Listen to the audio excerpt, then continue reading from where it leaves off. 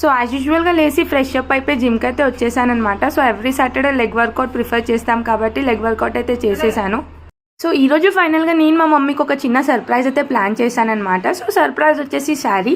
ప్రతి మమ్మీ మనం శారీ ఇచ్చినప్పుడే హ్యాపీగా ఫీల్ అవుతారు. గోల్డ్ కన్నా ఎక్కువ శారీని బాగా చూసుకుంటారనమాట.